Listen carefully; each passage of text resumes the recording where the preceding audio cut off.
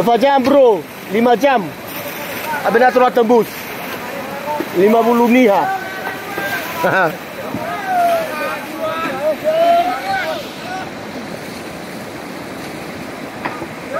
Luar biasa ni. Ya, tampak pada foto Pasekdin Dinsos, tokoh pemuda dari Gomo yang berdomisili di Bernado dan sekarang menetap di Teluk Dalam, ikut bergotong royong.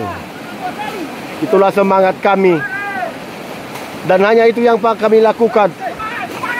Kami tidak mampu mendatangkan beko, kami tidak punya kuasa, dan tidak ada juga uang kami. Mohon maaf. Ini tampak masyarakat Desa Hilianaa dipimpin oleh Pak Kades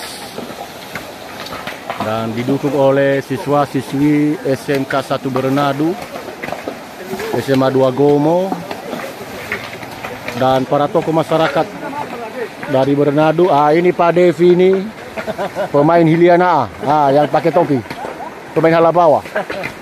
Di sana ada para tokoh pemuda dari Desa Hilianaa, kawan-kawan dari Desa Balihili Gomo, Sinar Helawo, Sifalaga Gomo,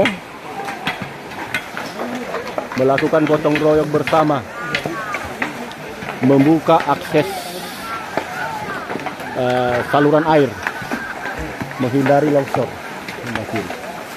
Tampak Pak Kades, Pak Ahmad Jeffrey, Pak Kades Hilianaa. Masuk simula.